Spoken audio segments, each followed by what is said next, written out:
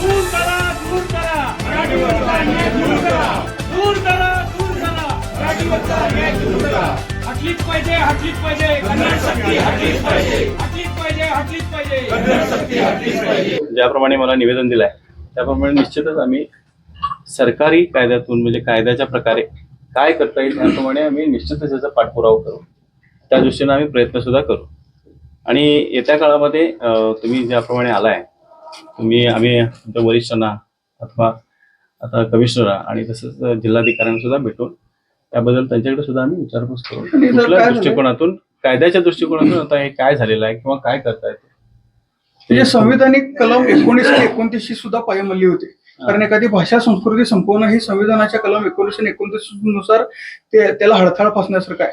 त्याचबरोबर मनोहर किनेकरांनी आमचे जे माजी आमदार आहेत त्यांनी कंटेम्प्ट ऑफ कोर्ट म्हणून एक याचिका दाखल केली होती भाषिक अधिकारांवर गदा आणण्यासाठी. त्यासाठी त्याचा सुद्धा निकाल आहे, तो सुद्धा आम्ही तुम्हाला देऊ. त्या निकालात सुद्धा कर्नाटकाच्या उच्च न्यायालयानं सांगितलेलं आहे की ही लोक इथं बहुसंख्येनं राहत असतील तर त्यांना त्यांचे अधिकार त्यांच्या भाषेत मिळाले पाहिजे. आणि हे सुटेपर्यंत दोन्ही भाषेत आणि सुप्रीम कोर्टाची सुद्धा सूचना आहे की जोपर्यंत प्रश्न निकालात निघत नाही तोपर्यंत परिस्थिती जैसे थे ठेवा.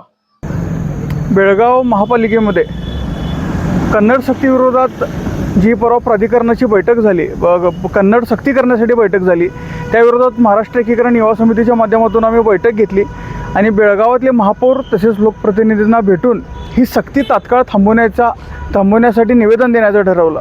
बेळगावमध्ये गेल्या 70 वर्षापासून आमचा महाराष्ट्र एकीकरण समितीचा आणि मराठी भाषिकांचा संघर्ष चालू आहे.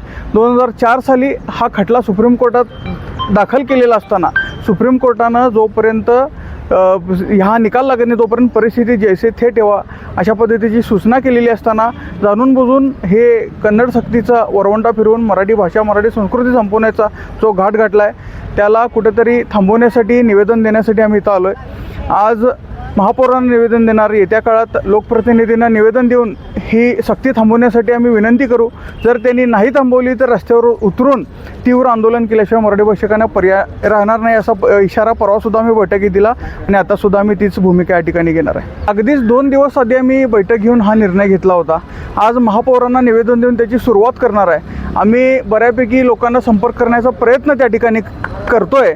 सध्याला पालकमंत्री असतील किंवा बाकीचे आमदार असतील हे लवकर आम्ही त्यांची वेळ मागितलेली आहे. ज्या वेळेला आम्हाला वेळ मिळेल त्यावेळेला आम्ही आज ज्या पद्धतीनं आम्ही आमचा हा दौरा जाहीर केला आहे त्या पद्धतीने त्यांची भेट जाहीर करून त्यांची भेट घेण्याचा प्रयत्न करू. ती कागदपत्र सुरुवातीला मिळतही होती. जोपर्यंत महाराष्ट्र एकीकरण समिती निर्विवाद सत्तेवर होती तोपर्यंत सगळा कारभार मराठीतून सुद्धा चालायचा. आणि तुम्ही जर विचार केला तर निवडणुकीच्या वेळेला सगळेच राष्ट्रीय पक्ष प्रचाराच्या वेळेला 100% मराठीचा वापर करतात. मग त्यावेळेला त्यांना माहिती असते की मराठी भाषिकांना ही मराठी भाषा कळते, त्यांना समजण्यासाठी तुम्ही प्रचार मराठीतून करता, पण सरकारी कागदपत्र देण्याच्या वेळेला तुम्हाला कुठली अडचण येते हा प्रश्न त्या ठिकाणी त्यांना विचारायचा आहे. सगळ्या लोकप्रतिनिधींना भेटून आम्ही एक अल्टिमेटम देऊ.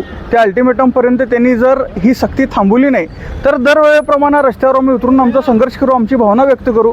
त्याचबरोबर महाराष्ट्रातील नेत्यांची भेट घेऊन केंद्राला याच्यामध्ये मध्यस्थी करून आमच्या भाषेला सन्मानानं वागवावं अशी विनंती त्या ठिकाणी करू. केंद्रीय अल्पसंख्याक आयोगाचे मुख्य सचिव त्या ठिकाणी बेळगावात येऊन आमच्याशी बैठक करून त्यांनी महापालिकेला सुद्धा आदेश दिलेले आहेत की लवकरात लवकर या मराठी भाषिकांच्या भावना समजून घेऊन इथं त्यांच्या भाषेत त्यांना सर्व कागदपत्रे द्या, त्यांचे अधिकार द्या, पण अद्याप कुठलीही त्याच्यावर कारवाई झालेली दिसत नाही. ते महाराष्ट्रातल्या नेत्यांशी आम्ही सातत्यानं संपर्कात असतो. कालच आमचं एक शिष्टमंडळ जाऊन धैर्यशील मान्यांना भेटून याबद्दल माहिती त्यांनी दिलेली आहे. त्यासाठी तज्ज्ञ समितीने उच्चाधिकार समितीची बैठक त्यांनी घेण्याचं आश्वासन येत्या 15 दिवसात आम्हाला दिलेला आहे. त्या बैठकीत सुद्धा या विषयावर चर्चा होईल अशी आशा आम्हाला आहे. नाही, जसे कन्नड भाषिक आपल्या प्रादेशिक अस्मितेवर आक्रमक होतात त्याच पद्धतीनं मराठी भाषिकांनी आणि महाराष्ट्रातल्या नेत्यांनी सुद्धा आक्रमक होणं गरजेचं आहे. आम्ही कुठल्याही भाषेला विरोध करत नाही. भाषा सगळ्या प्रत्येकाने शिकल्या पाहिजेत, प्रत्येक भाषेचा सन्मान राखला पाहिजेत. आमचं म्हणणं इतकंच आहे, आम्ही जसं मराठीला आई म्हणताना कन्नडला मावशी म्हणतो, त्यांनीसुद्धा त्यांची मातृभाषा जर कन्नड असेल तर मराठीला मावशीचा दर्जा द्यावा एवढी माफक अपेक्षा आमची, आणि त्यात काय चुकीचं आहे असं मला वाटत नाही.